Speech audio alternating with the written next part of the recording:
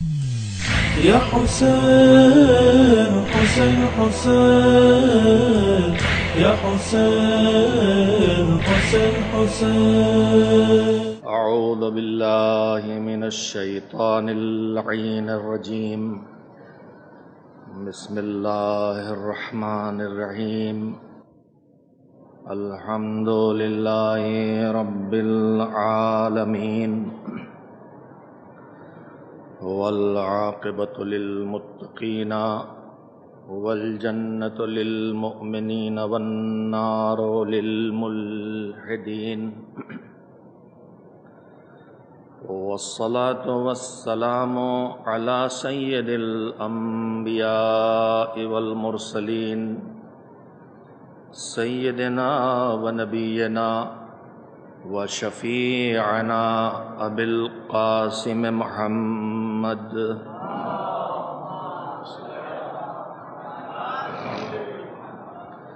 وآله الطيبين الطاهرين المعصومين المظلومين واللعنة الدائمة الباقية على أعدائهم أجمعين من الآن إلى يوم الدين.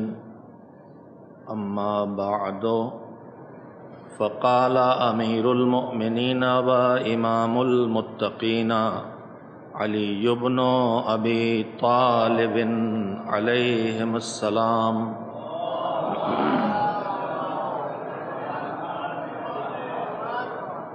انظروا إلى أهل بيت نبيكم فالزموا سمتهم واتبعوا أثرهم فلن يخرجوكم من هدى ولن يعيدوكم في ردى فإن لبدوا فالبدوا وإن نهضوا فانهضوا ولا تسبقوهم فتضلوا ولا تتأخروا عنهم فتهلكوا. صلوات بھیجیں محمد وآل محمد.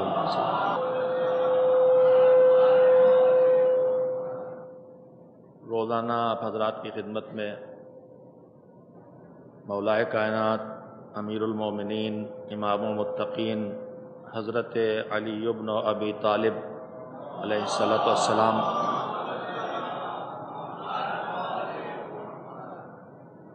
کے خطبات میں سے جو نہج البلاغہ میں موجود ہیں 87 نمبر کے خطبے کے کچھ جملے پیش کرتا ہوں، جس میں مولا نے اہل بیت علیہم السلام کی عظمتوں کا ذکر کرتے ہوئے ہم سے اور آپ سے، ان کے غلاموں اور کنیزوں سے خصوصیت کے ساتھ سارے عالم اسلام سے اور عالم انسانیت سے عمومیت کے ساتھ ہدایت فرمائی ہے کہ اپنے نبی کے اہل بیت پہ نظر رکھو، جو زندگی کا رخ وہ اپنائیں وہی زندگی کا رخ تم اپنا لو، کسی اور کو اپنی زندگی کا آئیڈیل مت بناؤ. اہل بیت کو زندگی کا آئیڈیل بناؤ اور جدھر ان کا رخ ہو ادھر تمہارا رخ ہونا چاہیے، اور ان کے نقش قدم کی پیروی کو اپنے لیے ضروری قرار دے لو اور ان کے نقش قدم پر چلنے کی کوشش کرو، اس لیے کہ صرف اہل بیت پیغمبر وہ ہیں کہ جو نہ کبھی تمہیں کسی ہدایت سے دور کریں گے اور باہر نکالیں گے اور نہ کبھی کسی گمراہی میں داخل کریں گے. لہٰذا ان کی مکمل طور پہ پیروی کرو، ان کی سیرت کو دیکھو، اس پر چلنے کی کوشش کرو. جب وہ اٹھ کھڑے ہوں تو اٹھ کھڑے ہو، جب وہ بیٹھ جائیں تو بیٹھ رہو، اور دیکھو کسی بھی معاملے میں ان سے آگے جانے کی کوشش نہ کرنا ورنہ گمراہ ہوگے، اور کہیں بھی ان سے پیچھے نہ رہ جانا ورنہ ہلاک ہو جاؤ گے. عزیزان محترم، جو بھی تذکرے تھے وہ کیے جا چکے. اس ضمن میں آج شب عاشور ہے، حسین پر گریے کی شب ہے، ان مظلوموں کی عزاداری کی شب ہے، ان کو یاد کر کے رونے کی شب ہے، اور انہوں نے ایک شب جس خدا کو یاد کرنے کے لیے مہلت لی تھی اس کی عبادت کی شب ہے۔ عزاداران امام مظلوم تھوڑی دیر حسین کے تذکرے کے سہارے اور آج کی شب کی مہلت میرے مولا نے کیوں لی، اس کے سہارے ایک گزارش کرنا چاہتا ہوں، اور ان کی تنہائی، دشمنوں کی کثرت اور دوستوں کی کمی، اس کے پیچھے کیا چیز چھپی ہوئی تھی، کیا سبب تھا، یہ عرض کر کے اپنے جوانوں کی خدمت میں ایک پیغام دینا چاہتا ہوں۔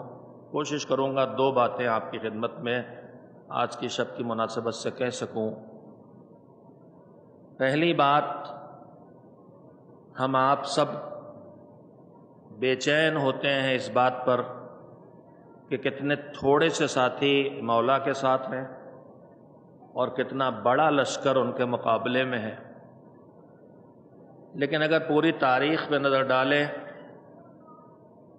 تو اہل بیت علیہ السلام کی پوری تاریخ اس بات کی گواہ ہے کہ تھوڑے سے لوگ تھے جنہوں نے اہل بیت کو مانا، جنہوں نے اہل بیت علیہ السلام کے حق کو پہچانا، جنہوں نے اہل بیت علیہ السلام کا ساتھ دیا، جنہوں نے اہل بیت علیہ السلام کی اطاعت کی، جنہوں نے اہل بیت علیہ السلام کے لیے قربانیاں دیں۔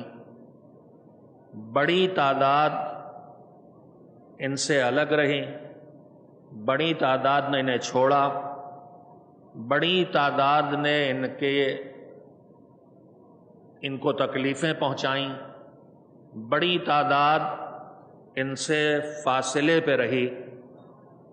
تو کبھی کبھی ذہنوں میں یہ سوال پیدا ہوتا ہے کہ جن سے بہتر اللہ نے اس کائنات میں کسی کو بنایا نہیں، جن سے اعلیٰ مخلوق کوئی نہیں، جن کی زندگی کمالات سے بھری ہوئی ہے، جنہوں نے کبھی کسی کو ستایا نہیں، ہمیشہ مظلوموں کا ساتھ دیا، جنہوں نے کبھی کسی پر ظلم نہیں کیا، ہمیشہ کمزوروں کا ساتھ دیا، جنہوں نے کبھی کسی کا دل نہیں دکھایا، ہمیشہ دکھے ہوئے دل والے انسانوں کے دلوں پہ مرہم رکھا، تو آخر وہ اہل بیت جو جب سے سب سے بہتر تھے، سب سے باکمال تھے، سارے انسانی صفات ان میں بھرپور طریقے پہ موجود تھے، اس کے باوجود اکثریت نے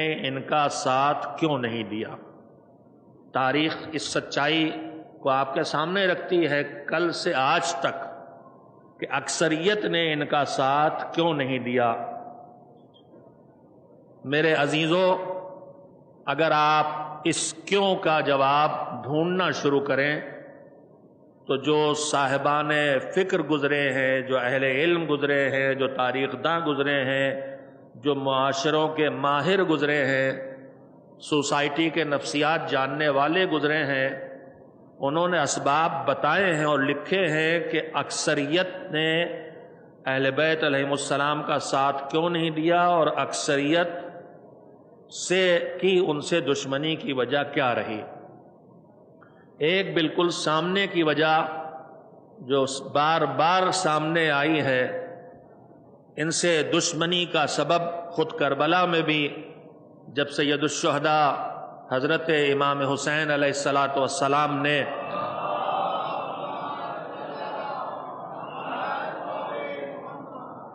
لشکر یزید کے سامنے آ کے بار بار گفتگو کی ہے اور ہدایت پلانے کی کوشش کی ہے اور اس میں خطبے دیے ہیں، ان میں امام نے جب ان سے یہ سوالات کیے تھے کہ میں نے دین خدا میں کوئی تبدیلی کی ہو تو بتاؤ، تم میں سے کسی کو یہ حق مارا ہو تو بتاؤ، تم میں سے کسی پر ظلم کیا ہو تو بتاؤ، خطبہ موجود ہے، تو پھر آخر تم مجھے کیوں میری جان کے دشمن ہو اور کیوں مجھے مار دینا چاہتے ہو اور کیوں میرے اوپر ظلم و ستم کر رہے ہو؟ تو ادھر سے آواز آئی تھی بغضاً لأبیک، آپ کے بابا علی مرتضیٰ کی دشمنی جو ہمارے دلوں میں ہے اس کا بدلہ ہم آپ سے چکانا چاہتے ہیں۔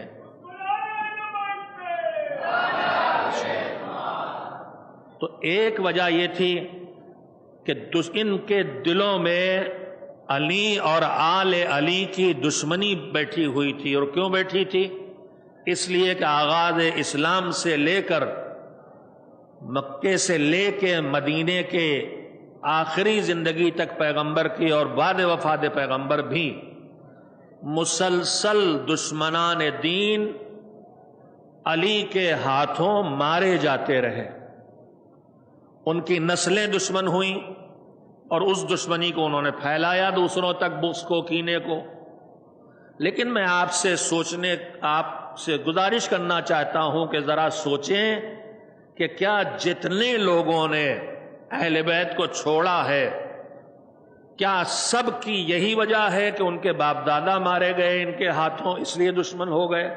تو یہ وجہ نہیں ہے، تاریخ نے اور وجہ لکھی کہ ایک وجہ اور ہے ان سے مخالفت اور ان کی دشمنی کی، اور وہ بھی بہت بڑی وجہ ہے کہ ان کے جو مقابلے میں لوگ تھے ان میں سے کچھ وہ تھے کہ جو حکومت پہ قبضہ کرنا چاہتے تھے، اور حکومت پر قبضے کے لیے انہوں نے اہل بیت سے دوری اختیار کی، ان پر ظلم کیا، ان پہ ستم کیا اور ان کو ستایا، اور بڑا حصہ ان لوگوں کا ہے۔ لیکن میں پھر آپ سے ایک سوال کرنا چاہتا ہوں کہ جتنے لوگ اہل بیت سے دور ہوئے، کیا ان سب کی دوری کی وجہ یہ تھی کہ ان کے ذہنوں میں حکومت اور اقتدار پر قبضے کا خیال تھا اور ہے؟ تو پھر کہنا پڑے گا کہ نہیں، سب کی دوری کی وجہ نہیں، چاہے وہ معاویہ کے ساتھی ہوں، چاہے یزید کے ساتھی ہوں، چاہے بعد کی نسلوں کے ساتھی ہوں، چاہے پہلی نسلوں کے ساتھی ہوں، سب حکومت کی لالچ میں اہل بیت کے مقابلے میں نہیں گئے، سب کے ذہنوں میں حکومت کا تصور ہی نہیں تھا۔ تو کچھ لوگ کینے کی وجہ سے الگ ہوئے، کچھ حکومت کی لالچ کی وجہ سے الگ ہوئے۔ ایک تیسری وجہ محمد و آل محمد علیہ السلام اور اہل بیت طاہرین علیہ السلام سے دشمنی کی یہ بھی بتائی جاتی ہے اور ہے کہ بہت سے لوگ ان سے دور ہوئے حسد میں۔ تاریخ پہ آپ نظر ڈالیں گے تو ان سے حسد کا شکار جب ڈھونڈیں گے تو ان میں ایک بڑی تعداد ان کی ملے گی جنہوں نے انہی کے در سے کسب علم کیا تھا، انہی کے در سے کسب علم کر کے علم سیکھ کے انہی کے مقابلے میں کھڑے ہوئے اور حسد کا شکار ہوئے۔ لیکن میں ایک جملہ کہنا چاہوں گا کہ دنیا میں حسد کل بھی تھا، آج بھی ہے، لیکن حسد کون کس سے کرتا ہے؟ حسد جس سے کیا جاتا ہے اور جو کرتا ہے اس میں فاصلہ یہ ہوتا ہے کہ حسد جس سے کیا جا رہا ہے اس کے پاس کوئی نعمت بہت بڑی ہے، اور جو کر رہا ہے اس کے پاس وہ نعمت ہے مگر اسے کم لگ رہی ہے۔ تو ہمیشہ حسد ایک عالم سے، ایک پروفیسر سے، اس کے علم پر جو حسد کرے گا وہ حسد کوئی پیسے والا نہیں کرے گا، یہاں اس کا کوئی مقابلہ ہی اس سے نہیں ہے۔ حسد وہاں ہوتا ہے جہاں مقابلہ ہو، کچھ نہ کچھ ہو۔ یعنی میں تفصیل میں جائے بغیر جملہ کہنا چاہتا ہوں کہ حسد کرنے کے لیے بھی کچھ ہونا پڑتا ہے۔ عالم سے حسد کرنا ہے تو کچھ نہ کچھ علم ہوگا تبھی حسد پیدا ہوگا، دولت مند سے حسد کرنا ہے تو دولت ہوگی تب حسد پیدا ہوگا، طاقتور سے حسد کرنا ہے تو کچھ طاقت اس کے پاس بھی ہوگی تب حسد ہوگا۔ تو حسد کرنے کے لیے بھی کچھ نہ کچھ کرنا پڑتا ہے۔ یہ کمالات کی اس منزل پہ تھے کہ دنیا ان کے مقابلے میں اوقات کیا رکھتی ہے کہ ساری دنیا ان سے حسد کرے، ان کے سامنے میں کچھ ہے ہی نہیں ہے۔ سورج کے مقابلے میں جو ذرہ ہوتا ہے ان کی حیثیت اتنی بھی نہیں ہے۔ تو دشمنی میں کچھ ایسے ہیں جو حسد کی وجہ سے الگ ہوئے، حسد کی وجہ سے فاصلے پہ گئے، مگر سب کی دشمنی کا سبب نہیں۔ پھر اتنی بڑی تعداد کیوں ان سے دور ہوئی؟ میں اپنے جوانوں سے، عزاداروں سے جو محبت محمد و آل محمد علیہ السلام ان کو کھینچ کے لے آئی ہے، جو ہر فرش عزا پہ بیٹھے ہیں، جو راستوں میں جلوس نکال رہے ہیں، جو ماتم کر رہے ہیں، جو نوحے پڑھ رہے ہیں، جو گریہ کر رہے ہیں، جو ہر طرح سے اپنے مولا کو یاد کر رہے ہیں اور ہر طرح سے اپنی بے چینی اور کرب اور غم کا اظہار کر رہے ہیں، اور فطرت ہماری اندر سے ہمیں بے چین کر رہی ہے حسین پر گریے کے لیے، ماتم کے لیے۔ میرے عزیزو، میں اپنے ان عزاداران امام مظلوم سے، اپنے بیٹوں سے، اپنی بہنوں سے، اپنی بیٹیوں سے، اپنے بھائیوں سے کہنا چاہوں گا، تھوڑی دیر کے لیے غور کریں کہ اکثریت کو اپنی طرف کیسے کھینچ کے لے گئے دشمنان اہل بیت۔ کچھ حکومت کی وجہ سے گئے، پھر دوہرا رہا ہوں، کچھ اقتدار کے لیے، حکومت کے لیے گئے، کچھ بغض میں گئے، کچھ حسد میں گئے، مگر جتنے گئے ہیں سب کی وجہ یہ نہیں ہے۔ تو پھر کون سا وہ حربہ تھا، کون سا وہ اسلحہ تھا، کون سی وہ چال تھی کہ جس کے ذریعے اکثریت کو اہل بیت علیہ السلام سے دور کیا گیا؟ میں بغیر تفصیل کے کہنا چاہوں گا، مجلسیں آپ سنتے رہتے ہیں، مسائل آپ کے سامنے ہیں، حالات آپ کے سامنے ہیں۔ ایک طرف اہل بیت تھے، ایک طرف وہ جو ان کے مقابلے میں ہیں۔ اہل بیت کا مزاج کیا ہے؟ جب ظاہری حکومت مولا کائنات امیر المومنین حضرت علی بن ابی طالب علیہ السلام کے ہاتھوں میں آئی، تو آپ نے جو خطبے دیے ہیں ان میں سے کا جملہ جو مجلسوں میں ہم سنتے رہتے ہیں، اور ہم سب کو وہ ارشاد پتا ہے کہ میں جو کچھ ناحق کہیں سے چھینا گیا ہے اسے حقدار کو واپس دلاؤں گا، چاہے چیونٹی کے منہ میں جتنا چھوٹا سے دانے کا چھلکا ہوتا ہے اتنا بھی ہوگا۔ یہ وہ تھے جن کے گھروں سے ساری رات تکبیروں کی صدائیں آتی تھیں، یہ وہ تھے جن کے گھروں سے تلاوت قرآن کی صدائیں آتی تھیں، یہ وہ تھے جن کے در سے کبھی کوئی خالی ہاتھ واپس نہیں جاتا تھا، یہ وہ تھے جو غریبوں اور مسکینوں کی پناہ گاہ تھے، تو یہ وہ تھے جو پوری طرح سے خود اللہ کے دین کا نمونہ تھے۔ کوئی فریضہ کبھی ان سے نہیں چھوٹا، کوئی کار خیر ان سے کبھی نہیں چھوٹا، کوئی اللہ کے باغار کی نافرمانی ان سے کبھی نہیں ہوئی۔ لیکن ان کے مقابلے میں جو لوگ تھے وہ کون تھے؟ مجالس میں آپ سنتے رہتے ہیں، شراب پینے والے، ناچ گانے کی محفلیں جمانے والے، جوا کھیلنے والے، دین کا مذاق اڑانے والے، نماز کی تفریح بنانے والے۔ ابھی آپ نے اگر مجلس سنی ہوگی، جو مجلسیں ہو رہی انہی میں سے کسی خطیب نے تذکرہ کیا تھا کہ شراب کے نشے میں آ کے بنی امیہ کا گورنر محراب میں کھڑے ہو کے نماز صبح 4 رکعت پڑھا کے پھر اور کہتا ہے کہ اور موڈ ہو تو کہو اور پڑھا دیں۔ تو ایک طرف ایسے تھے جو پکے پوری طرح سے بے دین تھے، جہاں نہ واجبات کی کوئی حیثیت تھی، جہاں نہ اللہ کی طرف سے جو کچھ حرام ہوا ہے اس کی طرف کوئی توجہ تھی، اور ایک طرف اہل بیت تھے جو خود بھی پوری طرح سے دین خدا پر عامل تھے، اور جو ان کی طرف آ رہا تھا اسے سلمان فارسی بنا کے دکھلا رہے تھے، ابو ذر غفاری بنا کے دکھلا رہے تھے، یعنی دین کے پابند تیار کر رہے تھے۔ اب بنی امیہ نے، بنی عباس نے کیا سمجھایا کہ ادھر جاؤ گے تو تمہیں پابند دین پڑھنا پڑے گا، ادھر جاؤ گے تو تمہیں نمازیں پڑھنا پڑیں گی، ادھر جاؤ گے تو تمہیں روزے رکھنا پڑیں گے، ادھر جاؤ گے تو تمہیں حرام سے بچنا پڑے گا، ادھر جاؤ گے تو تمہیں ظلم سے دوری اختیار کرنا پڑے گی، ادھر جاؤ گے تو عدل کی زندگی اختیار کرنا پڑے گی، ادھر جاؤ گے تو اچھا اخلاق اپنانا پڑے گا، ادھر جاؤ گے تو بزرگوں کا احترام کرنا پڑے گا، ادھر آؤ گے تو ہم سے کھلی چھوٹ ملے گی، ہم خود شراب پیتے ہیں، تم کو شراب پینے سے کہاں روکیں گے، ہم خود جوئے کھیل رہے ہیں، تمہیں جوا کھیلنے سے کہاں روکیں گے، ہم خود نماز کا مذاق اڑا رہے ہیں، تمہیں نمازی بنانے کی کوشش کہاں کریں گے، ہم خود پابندی دین نہیں کر رہے ہیں تو تمہیں پابند دین نہیں بنائیں گے۔ تو سب سے بڑا اسلحہ دشمنان دین نے اہل بیت کے خلاف کیا استعمال کیا؟ ادھر جاؤ، ادھر آؤ گے تو بے دینی کی آزادی ملے گی، ادھر جاؤ گے تو دینداری کی راہ پہ آنا پڑے گا۔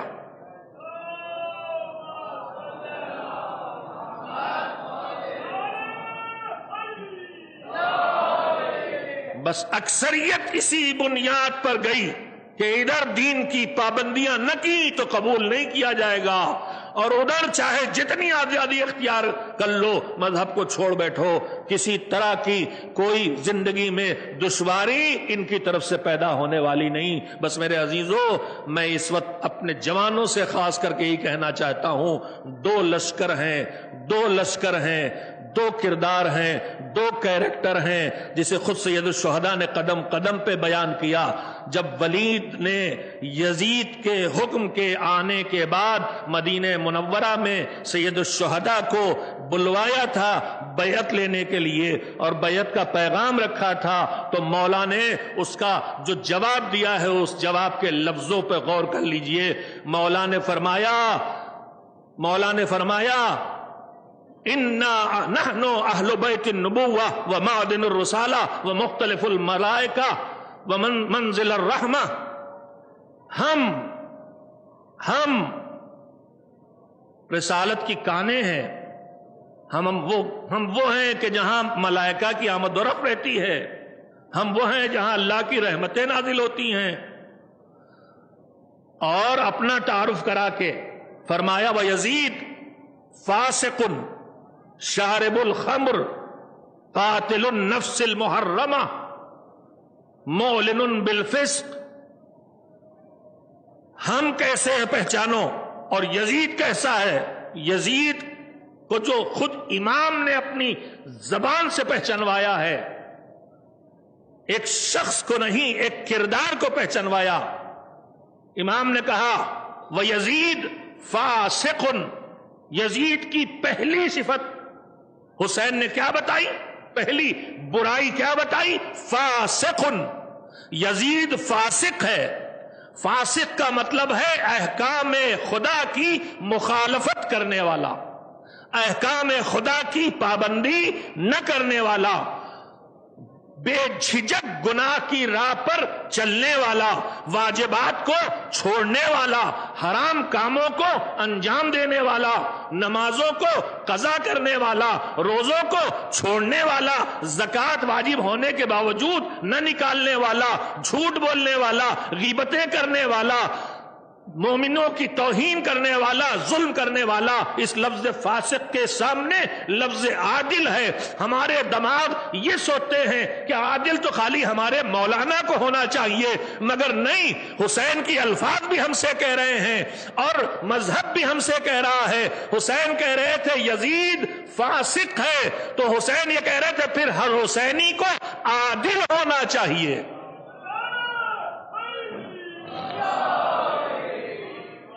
حسینی کو عادل ہونا چاہیے۔ عادل کا مطلب صرف انصاف والا نہیں ہے، وہ اردو میں ترجمہ ہوتا ہے۔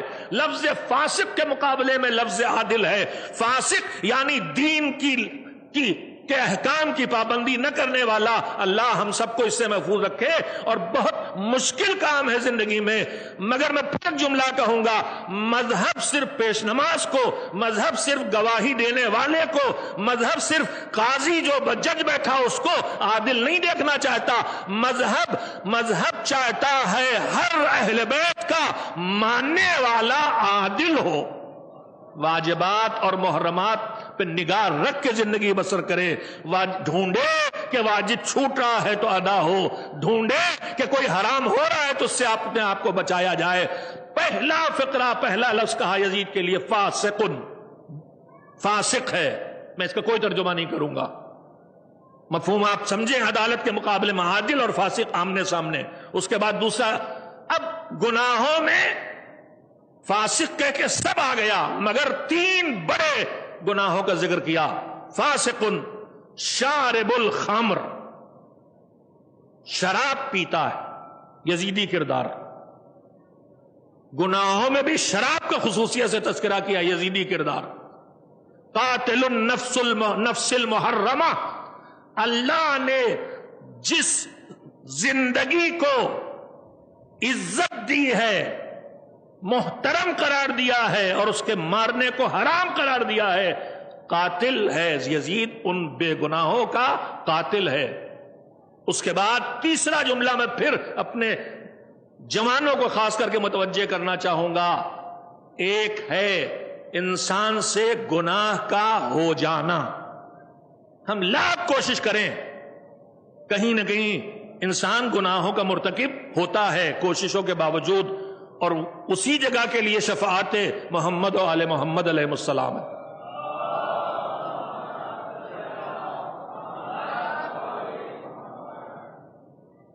لیکن ایک ہوتا ہے گناہ کر کے اسے چھپانا، اور مذہب یہی کہتا ہے. یہ کوئی اچھی بات نہیں کہ صاحب میں منافق نہیں ہوں، میرے اندر منافقت نہیں ہے، میں نماز نہیں پڑھتا تو کھل کے کہتا ہوں میں نماز نہیں پڑھتا. نہ، میں نجس پاک کا خیال نہیں کرتا، میں چھپاتا نہیں منافقت. نہ، یہ اس کی اجازت مذہب میں نہیں ہے.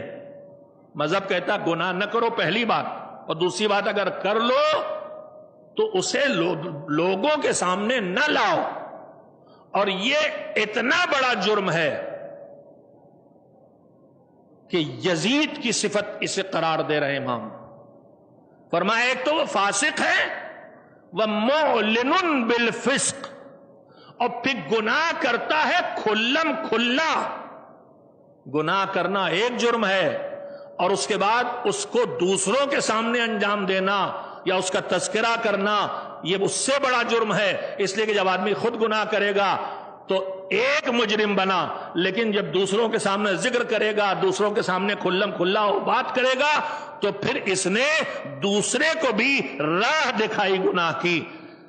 یہ یزید کی صفت بتائی ہے، وَمُعْلِنٌ بِالْفِسْقِ، وہ کھلم کھلا گناہ کرتا ہے اور ان کا اعلان بھی کرتا ہے. امام نے دو کیریکٹر پیش کیے، ایک طرف حسینی کردار اور ایک طرف یزیدی کردار، اور اس کے بعد پھر ایک تاریخی جملہ فرمایا، مثلی لا یبایع مثلہ، میرا جیسا یزید جیسے کی بیعت نہیں کرے گا. سنتے رہیں آپ، لیکن نئی نسل کے لیے میں پھر اس جملے کی حقیقت کو عرض کرنا چاہتا ہوں. امام کہہ سکتے تھے حسین یزید کی بیعت نہیں کریں گے، امام کہہ سکتے تھے علی کا بیٹا ابن معاویہ کی بیعت نہیں کرے گا، امام کہہ سکتے تھے امام وقت حاکم وقت کی بیعت نہیں کرے گا، لیکن امام نے ان میں سے کوئی جملہ نہیں کہا. امام نے کہا مثلی، میرا جیسا یزید جیسے کی بیعت نہیں کرے گا. یہ حسین کا وہ جملہ ہے جو ماضی کا فیصلہ بھی کر رہا ہے اور مستقبل کا بھی، حسین سے پہلے کے زمانے کا بھی اور حسین کے بعد والے آنے زمانے کا بھی. آپ یہ بتائیے کہ امام حسین علیہ السلام سے جب بیعت کا مطالبہ کیا گیا تو وہ کربلا کے بیابان میں تو نہیں تھے، نواسے رسول تھے، امت ان کو جانتی تھی، خوف تھا، اسی لیے رات کی تاریکی میں انہیں بلایا گیا تھا بیعت کے لیے، دن کی روشنی میں نہیں بلایا گیا کہ مدینہ اٹھ کھڑا ہوگا. ان کے ساتھ ان کا پورا کنبہ تھا، مدینے کے لوگ تھے جو انتے تھے، تنہائی نہیں تھی. مگر اس عالم میں بھی جس یزید نے حسین سے مطالبہ کیا بیعت کا، اس یزید نے حسین کے اس قیدی بیٹے سے جو اکیلا تھا، جس کے ساتھ کوئی نہیں تھا، 72 بھی نہیں تھے، جو قیدی تھا، جو اکیلا تھا، جو دربار میں گرفتار کر کے لایا گیا تھا، حسین کے اس قیدی بیٹے سے یزید نے مطالبہ بیعت کیوں نہیں کیا؟ جس نے حسین سے کہا بیعت کرو، وہ حسین کے بیٹے سے بیعت کا مطالبہ کیوں نہیں کر رہا ہے؟ اور اس کے بعد تاریخ ظلم آگے بڑھی، بے حساب ظلم ہوئے ائمہ پر، لیکن کسی بھی ظالم حاکم نے اپنے دور کے کسی امام سے یہ نہیں کہا کہ میری بیعت کرو. سوچا آپ نے؟ یہ حسین کے لہجے کا اعلان تھا کہ اگلی نسلوں میں ہمت نہیں ہوئی کسی کی کہ میری بیعت کرو، اور حسین نے اپنے بعد آنے والے زمانے اور مستقبل ہی کا فیصلہ نہیں کیا ہے. اگر آپ ذرا سے غور کریں، میں بہت صراحت سے نہیں کہوں گا بات، حسین نے اپنے سے پہلے جو زمانہ گزرا ہے اس کی بات بھی کہہ دی، اس کی بات بھی کہہ دی ہے. 3 زمانے ہوتے ہیں، ایک حال جس میں آپ ہے پریزنٹ، ایک ماضی پاسٹ، اور ایک آنے والا زمانہ مستقبل فیوچر. امام کا یہ جملہ تینوں زمانوں کا فیصلہ کر رہا ہے۔ حسین اگر یہ کہتے کہ حسین یزید کی بیعت نہیں کرے گا، حسین اگر یہ کہتے علی کا بیٹا معاویہ کے بیٹے کی بیعت نہیں کرے گا، تو یہ ایک انسان کی طرف سے فیصلہ ہوتا۔ لیکن جب حسین نے کہہ دیا مجھ جیسا یزید جیسے کی بیعت نہیں کرے گا، تو مستقبل بھی کا فیصلہ بھی کر دیا کہ دیکھنا جو میرے جیسے آتے رہیں گے یزید جیسے کبھی ان سے بیعت نہیں لے سکیں گے۔ ایک صلوات مل جل کے بھیج دیں محمد و آل محمد علیہ السلام۔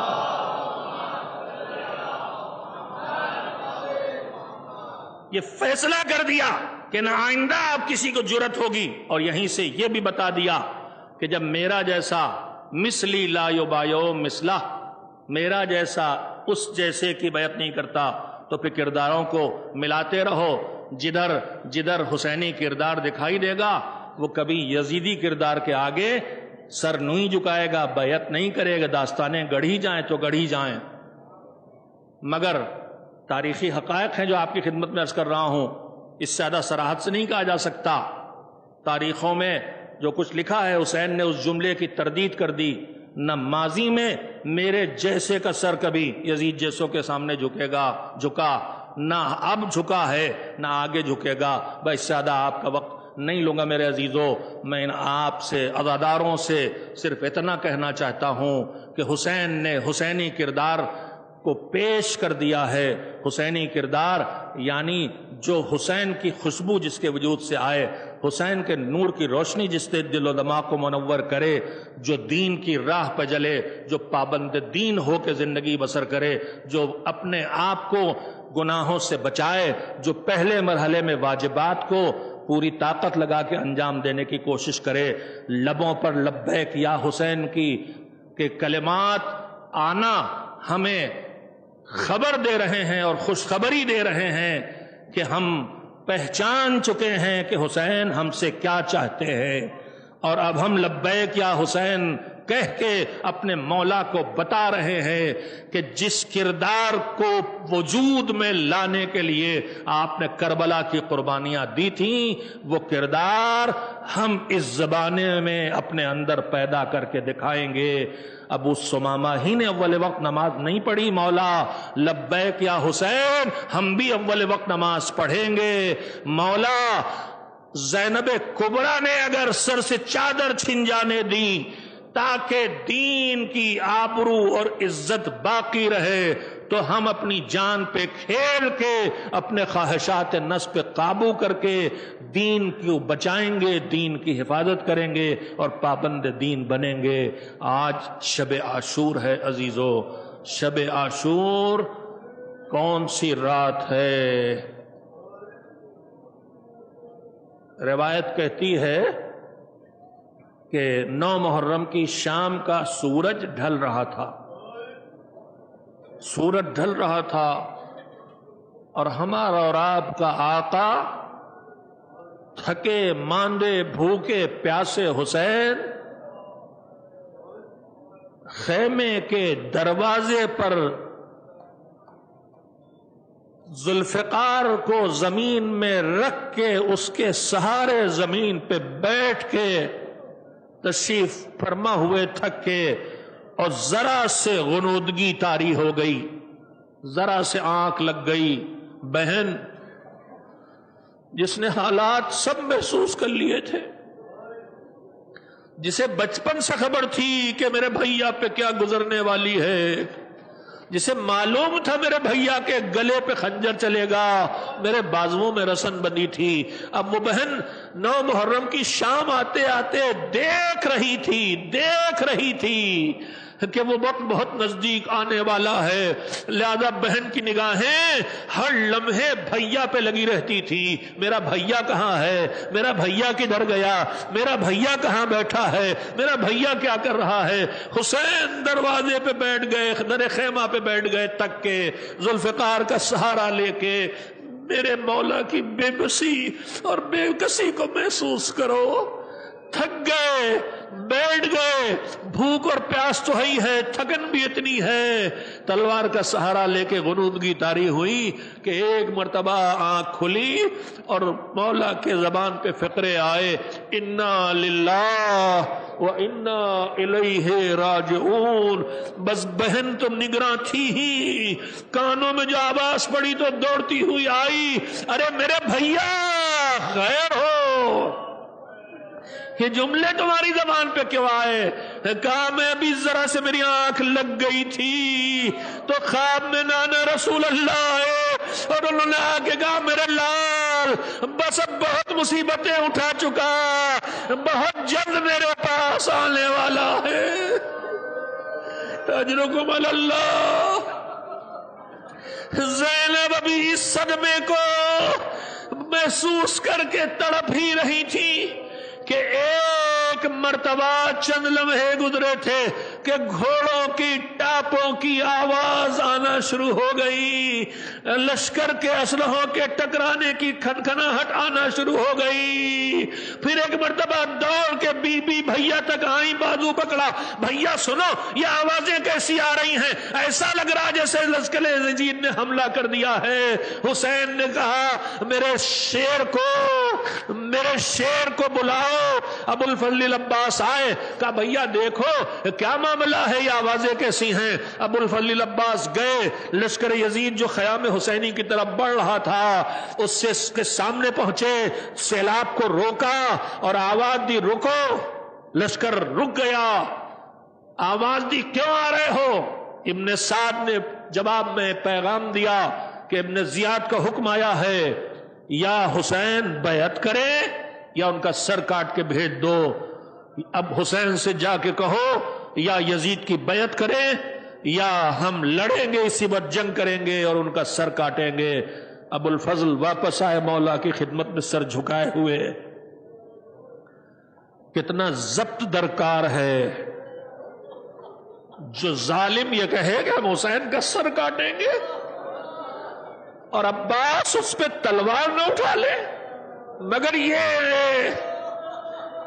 مطیع ہیں اپنے امام کے، جب تک امام نہیں کہے گا لاکھ دل بے چین کرے، یہ جذبات کے قابو میں آ کے امام کی مخالفت نہیں کریں گے۔ عزادارو میں تم سے یہیں پہ اسی بے چینی کے سہارے کہنا چاہتا ہوں، عزاداری میں ہمیشہ جذبات پہ قابو رکھو، اطاعت پروردگار، اطاعت نبی، اطاعت امام تمہارا فریضہ ہونا چاہیے۔ کل میں نے فقرہ کہا تھا پرسوں، ابو الفضل عباس کی زیارت پڑھتے ہوئے ہمارے چھٹے امام نے جملہ کہا ہے، السلام علیکہ ایھا العبد الصالح المطیع للہ ولرسولہ ولامیر المومنین وللحسن وللحسین، سلام ہو اس وقت کے علی پر جس کے اکیلے بازوؤں میں اتنی طاقت تھی کہ جیسے علی نے در خیبر اکھاڑا تھا یا اکیلا پورے لشکر یزید پہ بھاری تھا، مگر اس نے اطاعت کی، اللہ کی اطاعت کی، رسول کی، علی کی، حسن کی، حسین کی۔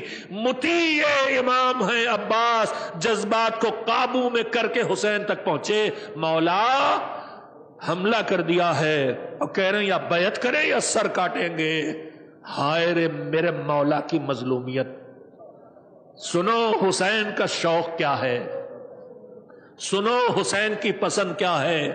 کہا میرے بھیا اگر ہو سکے، بڑی مظلومیت اس جملے میں، کہ میرے بھیا اگر ہو سکے تو ان ظالموں سے جا کے کہو کہ مجھے بارگاہ الہی میں سجدہ ریز ہو کے عبادت کرنا اور اللہ کی کتاب تلاوت قرآن کرنا بہت پسند ہے، اگر ہو سکے تو ان سے کہو ایک رات کا مہلت ہم کو دے دے تاکہ ہم ایک رات اور عبادت پروردگار کر لیں۔ جن کے در پہ سب نے ہاتھ پھیلائے، جنہوں نے کبھی کسی کے آگے دست سوال نہیں پھیلایا، وہ لشکر یزید سے کہہ رہے ہیں ایک رات کی مہلت دے دو۔ سمجھو اپنے مولا کے اس پیغام کو، ایک رات کی مہلت حسین کس لیے مانگ رہے ہیں ظالموں سے؟ تاکہ اللہ کی عبادت اور کر لیں، تاکہ سجدے اور کر لیں، تاکہ تلاوت قرآن اور کر لیں۔ میرے عزیزو، شب عاشور میں جہاں ماتم کی آواز آتی رہے، جہاں گریے کی صدائیں بلند ہوتی رہیں، جہاں نوحہ مرثیہ دلوں کو رلاتا رہے، وہیں ساتھ ساتھ اس عبادت کو بھی یاد رکھو جس کے لیے حسین نے مہلت لی تھی۔ اعمال شب عاشور کی نمازیں اور دعائیں ہیں، ان کو بھی وقت نکال کے انجام دو، اور زندگی میں یہی روش رہے۔ میرے عزیزو، مہلت مانگی گئی، مجبور ہو کے ابن سعد کو مہلت دینا پڑی، شب عاشور آ گئی، شب عاشور آ گئی۔ روایات کہتی ہیں اس شب کی تیاری میں جو کام انجام دیے گئے ان میں سے ایک یہ بھی تھا کہ خواتین کے لیے خیمے ایک دوسرے سے قریب کر کے لگا دیے گئے، اور جو الگ الگ خاندان کے اعتبار سے الگ الگ خیموں میں مرد و زن تھے، اصحاب الگ، انصار الگ، اہل بیت الگ، ساری بیویوں کو نکال کے خیموں میں جمع کر کے خیمے قریب قریب لگا دیے گئے، اور ان کی تنابیں آپس میں باندھ دی گئیں، اور ان کے ارد گرد انصار کے خیمے لگائے گئے، مردوں کے خیمے، اور اس کے بعد پشت خیمہ پہ خندق کھود کے اس میں آگ جلا دی گئی۔ یہ سب کیوں تھا؟ یہ سب اس لیے تھا کہ لشکر یزید ان بیویوں تک نہ پہنچ سکے۔ میں کہوں گا انصار حسینی، تم نے اتنا اہتمام کیا، مگر وہ وقت بھی آیا ہے جب ظالم ان خیموں تک پہنچے، تمہاری لاشوں کو کچلتے ہوئے پہنچے، خیمے بھی جلے، بیویوں کے سروں سے ردائیں بھی چھنی۔ اجرکم اللہ۔ رات کی تاریکی آگے بڑھ رہی ہے، حسین فیصلہ کر چکے ہیں۔ سید سجاد راوی ہیں کہ میں شدید بیمار تھا، بار بار غش میں آنکھ بند ہوتی تھی پھر آنکھ کھلتی تھی، میری پھوپھی میرے پاس تیمارداری کے لیے بیٹھی تھی، اور میرا بابا حسین جس خیمے میں میں تھا اس کے پہلو میں خیمہ تھا حسین کے غلام کا، جو کل کی جنگ کی تیاری کر رہے تھے اور اسلحوں پہ کی دھار کو تیز کر رہے تھے۔ حسین دیکھنے پہنچے جنگ کی تیاری کو، مگر میرے مولا نے یاس کے عالم میں کچھ شعر پڑھنا شروع کیے۔ اُفٍ لکا یا دہرو من خلیلی، جن اشعار کا مطلب یہ تھا کہ یہ زمانہ کسی کا ساتھ دینے والا نہیں، دوست و احباب سب چھوٹ جانے والے ہیں۔ کئی شعر حسین نے پڑھے۔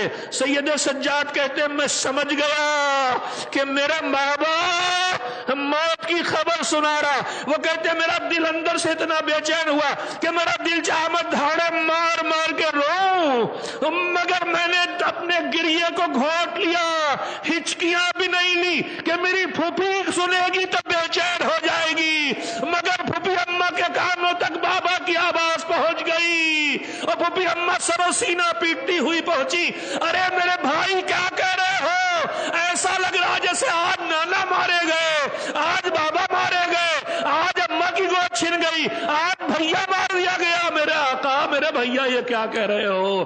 حسین نے سر جھکا کے جب جملہ کہا، لو ترک القتال نام، چین سے جینے دیا جائے تو کیوں ہم موت کو گلے لگائیں۔ زینب کو تسلی دی، کہا بہن اب تو تم نے میرے سینہ سر و سینہ پیٹ لیا، مگر اب تم قافلہ سالار ہوگی، تمہیں سنبھالنا ہوگا اس قافلے کو، دل کو سنبھال کے رکھنا۔ وقت آگے بڑھا، وقت آگے بڑھا، حسین اصحاب کو خبر سنا چکے۔ پہلے سارے اصحاب اور بنی ہاشم کو جمع کر کے اعلان کیا کہ میں نے نہ اتنے اچھے انصار دیکھے اور نہ اتنے اچھے اہل بیت پائے، یہ دشمن میرے ہیں، تم سے ان کو کچھ لینا دینا نہیں ہے، چلے جاؤ چلے جاؤ، یہ صرف میرے خون کے پیاسے ہیں۔ نہ اٹھا کوئی، کہا ایسے جاتے ہوئے حیا آتی ہے تو میرے انصار یہ کرو کہ میرے اہل بیت اور اہل حرم کے میرے گھر والوں کو ساتھ لے کے چلے جاؤ تاکہ کہہ سکو کہ ان کی جان بچانے کے لیے آیا تھا۔ پھر بھی کوئی نہیں اٹھا تو ایک مرتبہ کہا روشنی میں میرے سامنے سے اٹھ کے جاتے ہوئے حیا آتی ہے، میں بیعت تو اٹھا چکا ہوں، حیا آتی ہے تو لو میں چراغ بجھائے دیتا ہوں، چلے جاؤ۔ بس یہ وہ وقت تھا کہ ایک مرتبہ چاروں طرف سے صدائیں آنے لگیں۔ سب سے پہلے ابو الفضل عباس نے کہا آقا چلے جائیں تو آپ کے بعد جی کے کیا کریں گے؟ کسی نے آواز دی مولا چلے جائیں تو کل خاتون محشر کے سامنے کیسے جائیں گے؟ کسی نے کہا آقا ارے ہم چلے جائیں اپنی جان بچا لیں؟ نہیں، اگر ہمیں مارا جائے، ٹکڑے ٹکڑے کیا جائے، جلا کے خاک اڑا دی جائے، اڑا کے زندہ کیا جائے اور ایسا 70 بار ہو ہمارے ساتھ تب بھی ہم آپ کو چھوڑ کے جانے والے نہیں۔ حسین نے دعا دی، دعا دے کے فہرست شہداء سنائی۔ فہرست شہداء سنا رہے ہیں حسین، اور سننے کے لیے بے چین مجاہد بیٹھے ہوئے ہیں، ایک ایک نام آتا جا رہا ہے۔ حسین نے سارے نام گنا دیے، مگر خیمے کے گوشے میں ایک 13-14 سال کا نوجوان کھڑا ہوا ہے انتظار میں، مگر نام نہیں آتا۔ فہرست سناتے سناتے حسین چپ ہو گئے، بس بے چینی بڑھی۔ آپ جانتے ہیں وہ نوجوان کون ہے؟ یتیم ہے بھیا کا۔ یتیم حسن قاسم آگے بڑھے، کہا چچا آپ نے سب نام گنائے، میرا نام فہرست میں نہیں آیا؟ کیا اب شہداء کی فہرست میں میرا نام نہیں آیا؟ میں شہداء میں نہیں ہوں؟ حسین نے سوال کیا بیٹا یہ بتا کہ تیری نگاہ میں موت ہے کیسی؟ کہا مولا شہد سے زیادہ میٹھی چیز ہے۔ حسین نے خوشخبری سنائی، کہا بیٹا صرف تیرا ہی نام نہیں، تیرے بھیا اصغر کا نام بھی فہرست شہداء میں ہے۔ اپنا نام سن کے جو اطمینان آیا تھا قلب کو، ننھے 6 مہینے کے بھیا کا نام سن کے تڑپے، ارے میرے آقا یہ کیا کہا؟ میں شہید ہوں گا تو گھوڑے پہ سوار ہو کے جاؤں گا، لڑوں گا، خون بہے گا، شہید کیا جاؤں گا، مگر میرا بھیا تو ابھی 6 مہینے کا ہے، گھٹنیوں بھی نہیں چل پاتا، یہ کیسے شہید ہوگا؟ کیا ظالم خیموں میں آ جائیں گے اور آ کے میرے بھیا کو شہید کریں گے؟ حسین نے دیکھا میرے اس بچے کے دل میں اتنی طاقت نہیں ہے، کہا نہیں بیٹا اصغر خیموں میں شہید نہیں ہوں گے، میں گودی میں لے کے مقتل میں جاؤں گا۔ یہ نہیں بتایا کہ ظالم خیموں میں آئیں گے، مگر حسین کو بھی پتا تھا۔ اجرکم اللہ، بس چند لمحے اور سن لے، شب گریہ ہے تھوڑا سے اور رو لے۔ رات آگے بڑھی، خیام سے حسین اکیلے مقتل کی طرف چلے۔ اکیلے آقا کو جاتے ہوئے جناب نافع ابن حلال نے دیکھ لیا، پیچھے پیچھے چل پڑے۔ ایک مرتبہ قدموں کی آہٹ جو حسین کے کانوں میں آئی تو امام نے کہا کون آ رہا ہے؟ کہ میں ہوں آپ کا غلام نافع۔ کیوں آئے ہو؟ کہا مولا مجھے معاف کریں، میں آپ کی اجازت کے بغیر آپ کے پیچھے پیچھے آ رہا ہوں، اس لیے کہ اس تنہائی میں، اس میدان میں آپ اکیلے جا رہے ہیں، کہیں کوئی ظالم آپ کو کوئی گزند نہ پہنچا دے۔ میں کہوں گا نافع اس سناٹے میں تم اتنا بے چین ہو، ذرا عصر عاشورا آ کے دیکھو، جب زہرا کا لال گھوڑے پہ جھوم رہا ہے۔ ارے نزدیک آنے کی تو کسی کی ہمت نہیں، مگر کوئی دور سے پتھر مار رہا ہے، کوئی آگ پھینک رہا ہے، کوئی تیروں کی بارش کر رہا ہے، اور زہرا کا لال جھوم رہا ہے۔ لال نافع آئے ہو، آؤ آؤ میرے ساتھ آ جاؤ۔ نافع کا حال ہاتھوں میں لیا اور اس کے بعد لے کے چلے اور کہا نافع کیا تم جنت میں اپنا اور اپنے دوستوں کا ٹھکانہ دیکھنا چاہو گے؟ کہا مولا آپ کا کرم ہو تو کیوں نہیں۔ کہا ہلا وہ دیکھو سامنے نافع ابن حلال، وہ دیکھو وہ جنت میں حبیب کی جگہ، وہ مسلم کا ٹھکانہ، وہ حر کی جگہ، ایک ایک منزل جنت کی دکھلا دی اور پھر اور آگے لے کے چلے، کہا آؤ اب میں تمہیں ایک منظر اور دکھاؤں، اور اس کے بعد لخت جگر فاطمہ میدان کربلا کے سناٹے میں آگے بڑھا، کہا یہ جگہ دیکھ رہے ہو یہاں میرے لال علی اکبر کے کلیجے پہ برچھی لگے گی، وہ ٹھکانہ دیکھ رہے ہو وہاں قاسم کا لاشا پامال ہوگا، وہ فرات کا کنارہ دیکھ رہے ہو وہاں میرے بھیا عباس کے بازو کٹیں گے، وہ نشیب دیکھ رہے ہو وہاں تمہارے آقا حسین کے گلے پہ تلوار چلے گی۔ ایک مرتبہ حسین رکے، کہا میں تم سے گفتگو کر رہا ہوں اور تم بے چین دکھائی دے رہے ہو، کیا بات ہے اس بے چینی کی؟ کہا آپ امام وقت ہے، مجھ سے بہتر سمجھتے ہیں مولا، ارے کربلا میں اس وقت دو آوازیں میرے کانوں میں آ رہی ہیں، ایک آپ کے گفتگو کی آواز ہے اور ایک کسی بی بی کے گریے کی صدا آ رہی ہے، جیسے کوئی بی بی ہائے حسین ہائے حسین کہہ کے گریا کر رہی ہو، کہا اور کوئی نہیں نافع ابن ہلال، یہ ہماری اماں فاطمہ زہرا ہے، شب عاشور جو ماں ماتم کر رہی تھی، عصر عاشور اسی کی نگاہوں کے سامنے لال ذبح ہو گیا، سوکھے گلے پہ خنجر تھا، پہلو سے ماں کی آواز آ رہی تھی، ولدی ولدی ذبحوک ومن شرب الماء منعوک، ذبح کیا تھا تو ذبح کیا تھا مگر میرے بچے تجھے تو پیاسا ذبح کر ڈالا۔ الا لعنت اللہ علی القوم الظالمین، سیعلم الذین ظلموا ای منقلب ینقلبون۔ ماتم حسین۔